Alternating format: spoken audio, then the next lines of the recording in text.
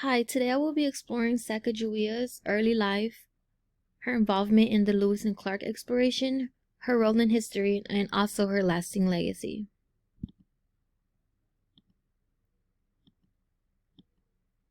Early life. Born in 1788 in what is now present-day Idaho, Sacagawea was a member of the Shoshone tribe, but was kidnapped at the age of 12 by an enemy tribe, the Hidatsa. A French-Canadian trader that was living amongst the Hidatsa, named Charbonneau, claimed Sacagawea as one of his wives. It was extremely normal for Native Americans to marry and take on motherly roles at an early age. Lewis and Clark exploration. President Jefferson sighted the Louisiana Purchase from France in 1803, which nearly doubled the size of the U.S. Jefferson selected two fellow Virginians, Meriwether Lewis and Clark, to lead an expedition to the new western lands. Their purpose was to discover the commercial possibilities of the new land and, most importantly, potential trade routes. In 1804, after a year of planning, Lewis and Clark led about 40 men in 3 boats up the Missouri River. During the winter months, Lewis and Clark built their encampment, Fort Mandan, near the Hidatsa villages, where Charbonneau and Sacagawea were living, in what is present-day North Dakota. In 1805, after delivering her son, the crew, along with her baby and husband, headed west to begin their exploration.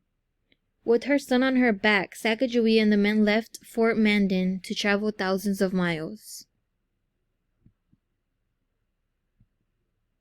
Her role in history. During the winter of 1804, Lewis and Clark built a camp near the Hidatsa village, where Charbonneau and Sacagawea were living. Her husband proposed for the men to hire him as both of them would be able to contribute language and navigation skills. Sacagawea spoke Hidatsa and Shoshone, and through her translation they were able to communicate with other tribes. It was important for her to be a part of the expedition because they needed horses from the Shoshone tribe in order to cross the mountains. She was also skilled at finding edible and medicinal plants, and through her knowledge, the men were able to ration out their food, which helped them survive longer, but also gave them needed vitamins and nourishment. Her lasting legacy.